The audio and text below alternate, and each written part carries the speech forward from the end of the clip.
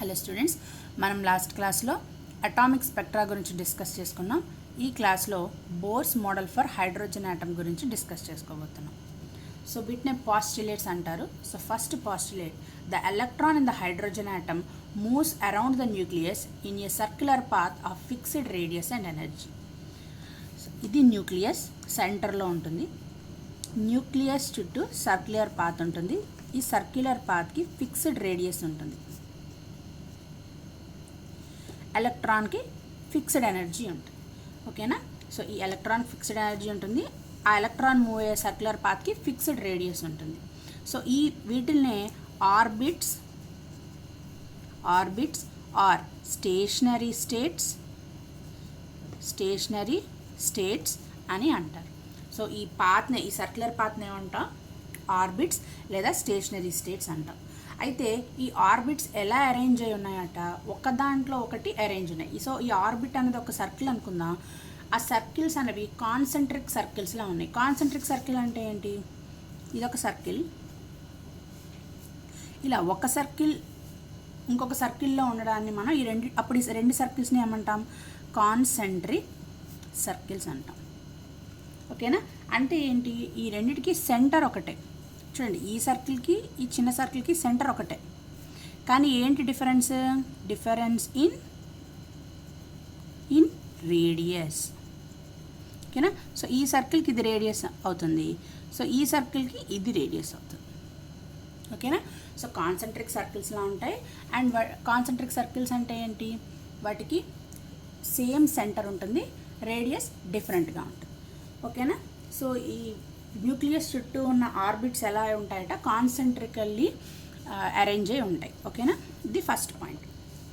అయితే ఇప్పుడు for example ఇవి రెండు ఎనర్జీ స్టేట్స్ అనుకుందాం. అంటే ఇదొక ఎనర్జీ స్టేట్, ఇదొక ఎనర్జీ స్టేట్ అనుకుందాం. అంతే కదా? ఇదొక ఆర్బిట్. ఓకేనా? సో ఎలక్ట్రాన్ అనేది ఫస్ట్ ఆర్బిట్లో ఉందనుకుందాం, ఇది సెకండ్ ఆర్బిట్. ఓకేనా? సో ఈ ఎలక్ట్రాన్ అది ఈ ఫస్ట్ ఆర్బిట్ నుంచి సెకండ్ ఆర్బిట్కి జంప్ అయినప్పుడు, అండ్ జంప్ అయి ఇక్కడ ఎలాగో అన్స్టేబుల్ అని చెప్పుకున్నాం కదా, మళ్ళీ రిటర్న్ అవుతున్నప్పుడు మాత్రమే ఈ ఎలక్ట్రాన్ ఎనర్జీలో చేంజ్ ఉంటుంది. ఓకేనా? Very important point.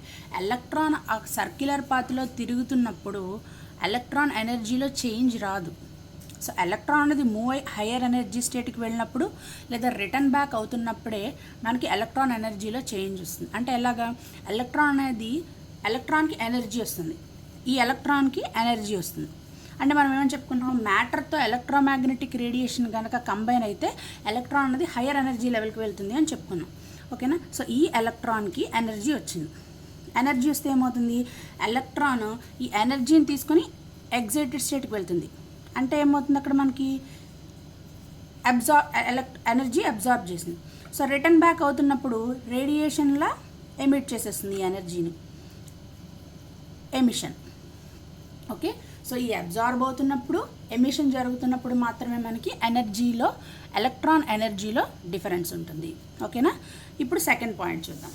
So the frequency of radiation absorbed or emitted when transition occurs between two stationary states that differ in energy by delta E is given by.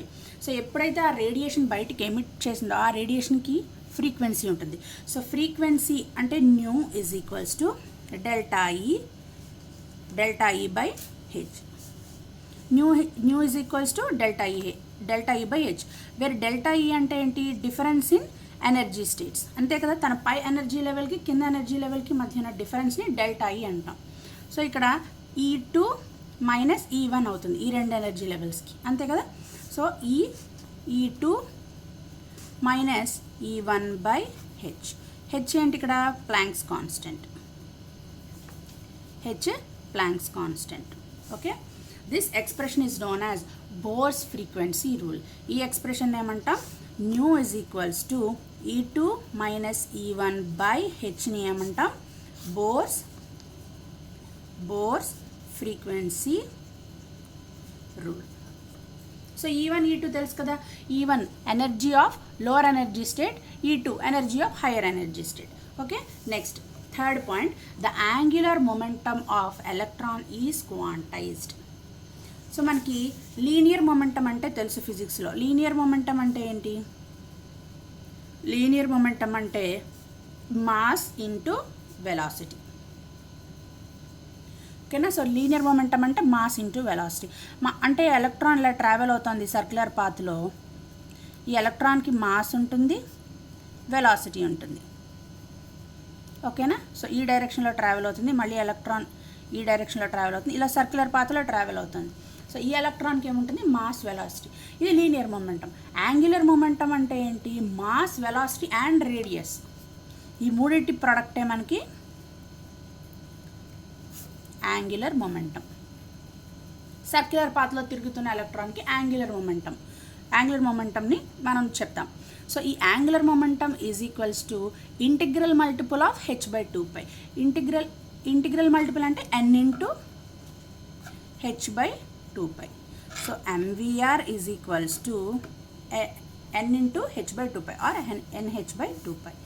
This condition is called quantization of angular momentum. So quantization of angular momentum condition ఏంటి? mvr is equals to nh/2π. ఎందుకు quantization condition ఏంటి? మనం last క్లాస్లో చెప్పుకున్నాం. Where n is equals to 1, 2, 3 and so on integer. అంటే మనం ఒక electron తీసుకున్నాం అనుకోండి, mvr is equals to 1 into h/2π. So second ఆర్బిట్లో ఉందంటే mvr is equals to 2 into h/2π. So అన్ని ఇంటిజర్ అవడం వల్ల ఎలక్ట్రాన్ అనేది ఒక ఫిక్స్డ్ ఎనర్జీ లెవెల్లో ఉంది లేదా ఫిక్స్డ్ ఆర్బిట్లో ఉంది అని చెప్తున్నాం. అందుకే n అంటే అది ఆర్బిట్ నెంబర్ అనమాట. So mvr is equals to 1h/2π అంటే ఫస్ట్ ఆర్బిట్లో ఉంటుంది. mvr is equal to 2h/2π అంటే సెకండ్ ఆర్బిట్లో ఉంటుంది. అంటే ఎలక్ట్రాన్ అనేది ఇన్ బిట్వీన్ 2 ఆర్బిట్స్ మధ్యలో ఎప్పుడు కూడా ఉండదు. ఎలక్ట్రాన్ అనేది ఒక ఫిక్స్డ్ ఆర్బిట్లో ఉంటుంది. ఆర్బిట్కి అందుకే మనం నెంబర్ ఇచ్చాం, n is equal to 1, 2, 3 and so on. ఈ కండిషన్నే మనం క్వాంటైజేషన్ ఆఫ్ యాంగులర్ మొమెంటం అంటాం. అంటే ఇంకా ఈజీగా చెప్పాలంటే మనం మెట్లు ఎక్కుతున్నాం అనుకోండి. లాస్ట్ క్లాస్లో కూడా ఈ ఎగ్జాంపుల్ నేను చెప్పాను. సో ఇవి మెట్లు, ఓకేనా? ఇలా ఇది తీసుకున్నాం, ఇది ఇంకా క్లియర్గా ఉంటుంది. సో ఒక పర్సన్ ఉన్నాడు. ఈ పర్సన్ ఈ మెట్టు నుంచి ఈ మెట్టుకి ఎక్కగలడు, అంతే కదా? నెక్స్ట్ ఇక్కడ నుంచి ఇక్కడికి ఎక్కగలడు, లేదా ఇక్కడ నుంచి ఇక్కడికి. సో ఇలా మెట్లు ఈ లైన్ని మాత్రమే ఎక్కగలడు, ఓకేనా? సో ఈ మధ్యలో ఉన్న ప్లేస్లో నిలబడగలమా? ఎవరైనా మెట్లు ఎక్కుతున్నప్పుడు ఈ ప్లేస్లో నిలబడగలమా? నిలబడలేం. సో ఒక పర్టికులర్ వాల్యూలో ఎలక్ట్రాన్ ఉంటుంది అని చెప్పడమే ఈ కండిషన్ అనమాట. ఒక పర్టికులర్ ఆర్బిట్, మన ఆర్బిట్ అంటే ఒక ఫిక్స్డ్ ఆర్బిట్లో ఉంటుంది. ఇన్ బిట్వీన్ వాల్యూస్ 1.5, 2.5 ఇలా ఉండదు. ఈ కండిషన్నే మనం క్వాంటైజేషన్ ఆఫ్ యాంగులర్ మొమెంటం అంటాం. ఓకే, సో దానికి మనం ఎక్స్ప్రెషన్ ఇచ్చాం. So the angular momentum of electron is quantized. mvr is equal to nh/2π where n is an integer. Okay, ఇది Bohr's model for hydrogen atom. So మనకి ఇక్కడ Maxwell electromagnetic theory గురించి మనం last క్లాస్లో discuss చేసుకున్నాం కదా. So ఈ Maxwell electromagnetic theory fail అయ్యింది అని ఇక్కడ మనకి ఒక పాయింట్ రైజ్ అయిందనమాట. ఎందుకు ఫెయిల్ అయింది అంటే, మనం మ్యాక్స్వెల్ థియరీలో ఏం చెప్పుకున్నాం? మ్యాక్స్ ప్లాంక్ ఏమని చెప్పారు? ఒక చార్జ్డ్ పార్టికల్ అన్నది యాక్సలరేట్ అవుతున్నప్పుడు, ఒక చార్జ్డ్ పార్టికల్ మూవ్ అవుతున్నప్పుడు రేడియేషన్ని బయటికి రిలీజ్ చేస్తుంది అని చెప్పుకున్నాం అప్పుడు. సో ఎలక్ట్రాన్ అనేది ఒక ఆర్బిట్లో ఉన్నప్పుడు రేడియేషన్ని రిలీజ్ చెయ్యదు. అది బోర్స్ మోడల్లో చెప్పింది. ఎలక్ట్రాన్ ఎనర్జీ టైంతో చేంజ్ కాదు. అంటే ఎలక్ట్రాన్ సర్క్యులర్ ఆర్బిట్లో మూవ్ అవుతున్నంతసేపు ఎనర్జీలో చేంజ్ రాదు. ఎలక్ట్రాన్ ఎప్పుడైతే జంప్ అవ్వడం స్టార్ట్ అయిందో, ఎలక్ట్రాన్ జంప్ అవుతున్నప్పుడు ఎనర్జీలో చేంజ్ ఉంటుంది, రిటర్న్ బ్యాక్ అవుతున్నప్పుడు ఎనర్జీలో చేంజ్ ఉంటుంది. ఓకేనా? సో ఎలక్ట్రాన్ మూవ్ అవుతున్నప్పుడు తన ఎనర్జీలో ఎటువంటి మార్పు ఉండదు. సో ఇది ఎక్స్ప్లెయిన్ చేసింది బోర్. ఓకేనా? సో మ్యాక్స్ ప్లాంక్ ఇక్కడ ఫెయిల్ అయిందనమాట. యాక్సలరేటింగ్ పార్టికల్ అనేది ఎలక్ట్రోమాగ్నెటిక్ రేడియేషన్ని రిలీజ్ చేస్తుంది. సో ఏదో సమ్ రేడియేషన్ని రిలీజ్ చేస్తుంది అని చెప్పిన కాన్సెప్ట్ ఇక్కడ తప్పైంది. అక్కడ చెప్పిన కాన్సెప్ట్ ఇక్కడ తప్పైంది. ఓకేనా. సో ఇదే కనుక నిజమైతే ఈ యాక్సలరేటింగ్ పార్టికల్ ఎనర్జీ రిలీజ్ చేస్తుంటే ఏమవ్వాలి, యాక్సలరేటింగ్ పార్టికల్ అనేది ఎలక్ట్రాన్ అనేది న్యూక్లియస్తో కొలైడ్ అవ్వాలి. సో అదే జరిగితే మనకి సన్ ప్లానెట్స్ ఇదే మోడల్లో ఉన్నాయి కదా, మరి అన్ని ప్లానెట్స్ ఎందుకు వచ్చి సన్లో పడిపోవట్లేదు లేదా సన్ని కొలైడ్ చేయట్లేదు అంటే ఈ సన్కి, ఇది సన్ సెంటర్, ఈ చుట్టూ ప్లానెట్స్ ఉంటాయి, ఇదొక ప్లానెట్. ఈ ప్లానెట్స్కి సన్కి మధ్య సెంట్రిపీటల్ ఫోర్స్ అన్నది యాక్ట్ అవుతుంది. సెంట్రిపీటల్ ఫోర్స్, ఈ సెంట్రిపీటల్ ఫోర్సే ఆ ఎలక్ట్రాన్స్ అన్నవి లేదా ప్లానెట్స్ అన్నవి పర్టికులర్ ఆర్బిట్స్లో ట్రావెల్ అవ్వడానికి కారణం. అదే కాన్సెప్ట్ ఎలక్ట్రాన్స్కి కూడా. ఓకేనా. సో ఎలక్ట్రాన్స్ అనేవి పర్టికులర్ ఆర్బిట్లో ఎందుకు ట్రావెల్ అవుతున్నాయి న్యూక్లియస్లో పడిపోకుండా అంటే, బోర్ చెప్పిన థియరీ ఏంటి, ఎలక్ట్రాన్ జంప్ అయినప్పుడు రిటర్న్ బ్యాక్ అయినప్పుడు మాత్రమే ఎనర్జీలో చేంజ్ వస్తుంది. And also there exists centripetal force between the electrons in the orbit and nucleus. ఓకేనా. సో ఇది చాలా important point. So Maxwell theory ఎందుకు ఫెయిల్ అయిందో అర్థమైంది కదా. ఎలక్ట్రాన్ అన్నది లేదా ఛార్జ్డ్ పార్టికల్ అన్నది రేడియేషన్ని ఎమిట్ చేస్తూ ఉంటుంది, యాక్సలరేట్ అవుతూ ఉంటుంది, అది మూవ్ అవుతూ ఉంటే రేడియేషన్ ఎమిట్ చేస్తూ ఉంటుందని మ్యాక్స్వెల్ థియరీ చెప్పింది. ఇక్కడ అది రాంగ్ అయింది. Okay, this is very important. So next point. Okay, so now according to Bohr's theory for hydrogen atom, the stationary states for electron numbered n is equals to 1, 2, 3 known as principal quantum numbers. So ఈ stationery స్టేట్స్కి numbering ఇచ్చాము. So n is equal to 1, 2, 3, 4 అంటే n is equals to 1, 2, 3, 4 అంటే the nucleus. So n is equals to 1 అంటే electron, the nucleus the next state n is equals to 1 అనమాట. ఈ orbit first orbit. ఓకేనా. So electron అనేది ఇక్కడ ఉంది. n is equal to 2 అంటే ఎలక్ట్రాన్ అనేది ఇక్కడ ఉంది. సో ఈ షెల్నే, ఈ ఆర్బిట్ లేదా షెల్ అని కూడా పేరు వస్తుంది దీని తర్వాత, ఆర్బిట్ ఆర్ షెల్. ఈ షెల్నే కే షెల్ అంటాం. ఓకేనా. ఈ ఆర్బిట్నే కే షెల్ అంటాం. Where n is principal quantum number. Principal quantum number ఏం డినోట్ చేస్తుంది, నెక్స్ట్ క్లాస్లో వస్తుంది. ఏం డినోట్ చేస్తుంది, ఆర్బిట్ నెంబర్ లేదా షెల్ నెంబర్ని డినోట్ చేస్తుంది. So n is equals to 1 అంటే ఎలక్ట్రాన్ అది కే షెల్లో ఉంది, n ఈజ్ ఈక్వల్ టు 2 అంటే ఎలక్ట్రాన్ ఎల్ షెల్లో ఉంది. సో ఇవేంటి, కే, ఎల్, ఎం, ఎన్ షెల్స్. ఈ షెల్స్ అన్నీ కూడా ఆర్బిట్స్. ఎలక్ట్రాన్ ఏ ఆర్బిట్లో ఉందో మనకి చెప్తుంది అనమాట. n gives the information about the అంటే ఆర్బిట్ నంబర్, ఎలక్ట్రాన్ ఏ ఆర్బిట్లో ఉంటుందో n gives the information about the orbit. ఓకేనా. ఎలక్ట్రాన్ ఏ ఆర్బిట్లో ప్రజెంట్ అయ్యి ఉంటుందో మనకు చెప్పేది ప్రిన్సిపల్ క్వాంటమ్ నెంబర్. సో ఎప్పుడైతే ఎలక్ట్రాన్ అంటున్నామో, ఎలక్ట్రాన్ సర్క్యులర్ పాత్లో ఉంది అని చెప్తున్నాం. సో ఎలక్ట్రాన్కి ఆ సర్క్యులర్ పాత్ అంటే ఏముంటుంది, రేడియస్ ఉంటుంది. So the radii of stationary states expressed as. So ఆ సర్కిల్స్, ఆ కాన్సెంట్రిక్ సర్కిల్స్ ఏవైతే ఉన్నాయో వాటికి జనరలైజ్ ఫార్ములా ఇచ్చాం రేడియస్కి.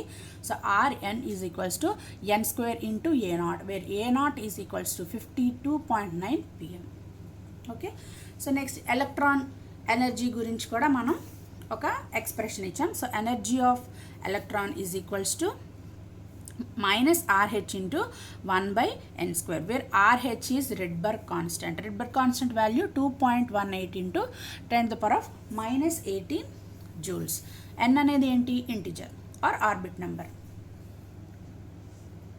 ఓకే, మనం ఏం చెప్పాం, హైడ్రోజన్ అనేది ఎందుకు మనకి ఆ హైడ్రోజన్ మీదే మనం ఎక్స్పెరిమెంట్ జరుపుతున్నాం అని అంటే, హైడ్రోజన్ ఇస్ అ అంటే చాలా సింపుల్ ఎలిమెంట్. అందులో ఒక ప్రోటాన్, ఒక న్యూట్రాన్, ఒక ఎలక్ట్రాన్ మాత్రమే ఉంటుంది. సో మనం స్టడీ చేయడం అనేది చాలా ఈజీ. సో చూడండి, హైడ్రోజన్ గురించి అన్నది చాలా ఈజీ ఎలిమెంట్ అంటున్నాం. హైడ్రోజన్ గురించి డిస్కస్ చేసుకుంటేనే మనకి ఇన్ని పాయింట్స్ వచ్చాయి. ఓకేనా. So Bohr series also applicable to ions containing only 1 electron. హైడ్రోజన్లో ఒకటే ఎలక్ట్రాన్ ఉంటుంది. సో హీలియం, లిథియం, బెరిలియంకి వచ్చేటప్పటికి ఎలక్ట్రాన్స్ మారుతూ ఉంటాయి, ఎలక్ట్రాన్ నెంబర్ అనేది పెరుగుతూ ఉంటుంది. సో హీలియంకి వచ్చేటప్పటికి 2 ఎలక్ట్రాన్స్ ఉంటాయి. సో హీలియం ప్లస్ అంటే ఏంటి, హీలియంలో ఎన్ని ఎలక్ట్రాన్స్ ఉంటాయి, హీలియంలో 2 ఎలక్ట్రాన్స్ ఉంటాయి. హీలియం ప్లస్ అంటే ఏమవ్వాలి, ఒక ఎలక్ట్రాన్ మైనస్ అవుతుంది. అప్పుడు ఎన్ని ఉంటాయి, హీలియం ప్లస్లో 1 ఎలక్ట్రాన్ ఉంటుంది. లిథియంలో ఎన్ని ఎలక్ట్రాన్లు ఉంటాయి, సో ఏదైనా లిథియం 2+ అంటే అప్పుడు ఏమవుతుంది, ఆ లిథియంలో ఒక ఎలక్ట్రానే ఉంటుంది.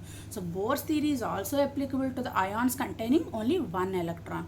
సో ఈ 1 ఎలక్ట్రాన్ ఉన్న అయాన్స్ అన్నిటికీ కూడా ఒక ఫార్ములా ఇవ్వడం జరిగింది. అదేంటంటే -2.18 × 10⁻−18 Z²/n² జూల్స్. జెడ్ అంటే ఏంటి ఇక్కడ? Atomic number. Z atomic number. ఓకేనా? So it is also possible to calculate the velocity of electrons moving in these orbits. So particular formula ఇవ్వకపోయినా బోర్స్ థియరీలో ఎలక్ట్రాన్ తాలూకా వెలాసిటీస్ కూడా క్యాలిక్యులేట్ చేయొచ్చు అని చెప్పారనమాట. సో మనకి పర్టికులర్ ఫార్ములా ఏమీ ఇవ్వలేదు. So explanation of line spectrum of hydrogen. మనం last క్లాస్లో లైన్ స్పెక్ట్రమ్ ఆఫ్ హైడ్రోజన్ చూసాం. లైమన్ సిరీస్, బాల్మర్ సిరీస్, ఆ సిరీస్ అన్నీ కూడా మనం డిస్కస్ చేసుకున్నాం. సో దానికి ఎక్స్ప్లెనేషన్ అనమాట. So first the energy gap between the 2 orbits. The energy gap between 2 orbits. ఒక ఎక్స్ప్రెషన్ ఇచ్చాం కదా మనకి, is given by delta E is equals to E final minus E initial. అంటే final state minus initial state. ఓకేనా? So ఇప్పుడు మనకి expression ఉంది. ఎనర్జీకి ఎక్స్ప్రెషన్ ఏంటి? En is equals to -RH × 1/n².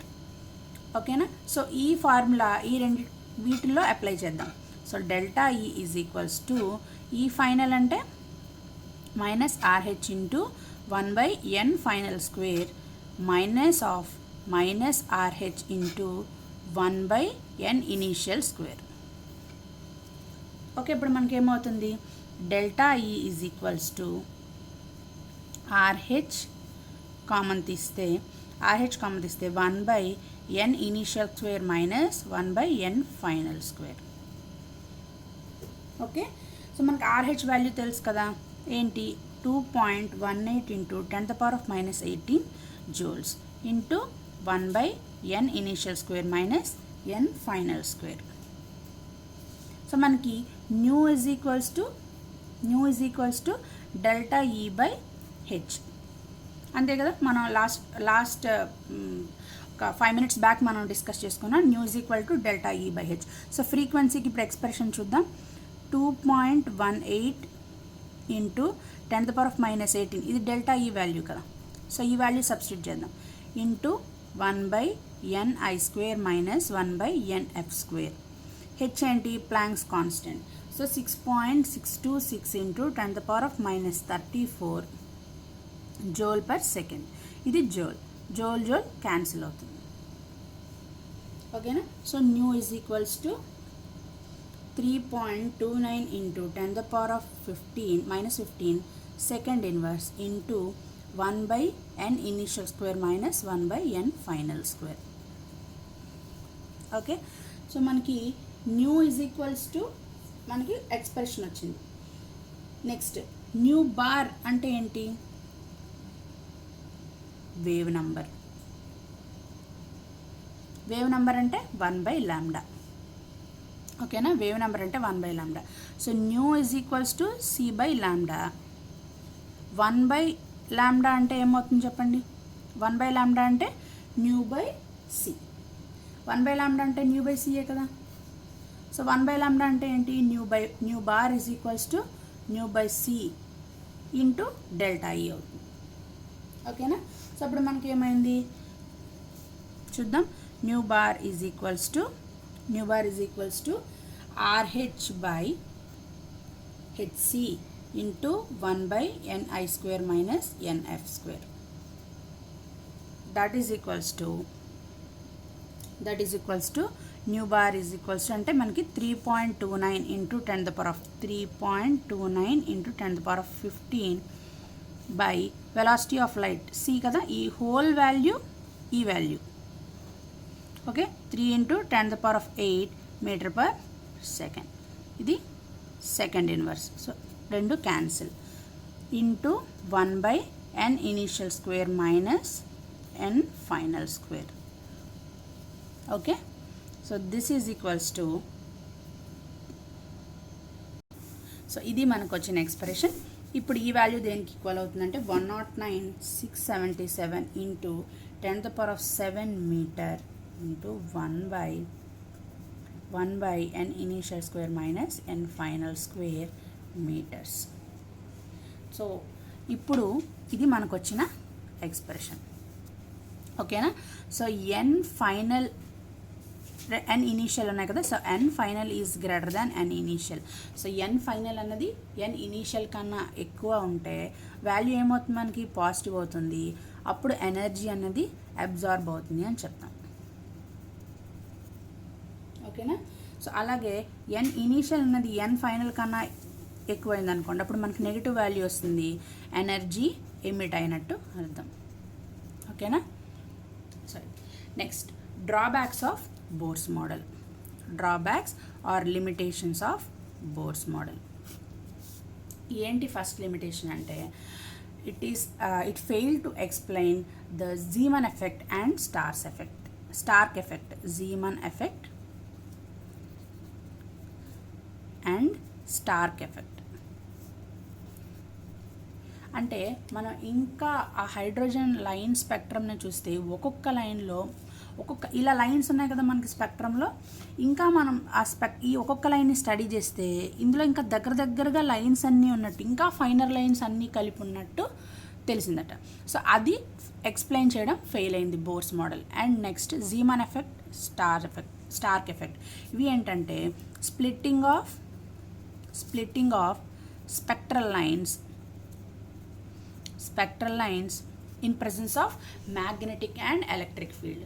So ఈ మ్యాగ్నెటిక్ అండ్ ఎలక్ట్రిక్ ఫీల్డ్ ప్రెజెన్స్లో, వాటి సమక్షంలో ఈ లైన్స్ అన్నవి, స్పెక్ట్రాలో ఏ లైన్స్ అయితే ఉన్నాయో ఫర్దర్గా స్ప్లిట్ అవుతున్నాయి. అవి ఎందుకు స్ప్లిట్ అవుతున్నాయో ఎక్స్ప్లెయిన్ చేయలేకపోయింది bores model. And second point, atoms అనేవి మాలిక్యూల్ని ఫామ్ చేస్తాయి. సో ఇది కూడా ఎక్స్ప్లెయిన్ చేయడం ఫెయిల్ అయింది అనమాట. సో ఇక్కడ కూడా ఫెయిల్ అయింది. సో యాటమ్స్ అనేవి కెమికల్ బాండ్స్ ద్వారా మనకి మాలిక్యూల్స్ అనేవి ఫామ్ చేస్తుంది. సో ఈ పాయింట్ని కూడా ఎక్స్ప్లెయిన్ చేయలేకపోయింది. So these are the limitations or drawbacks of Bohr's model.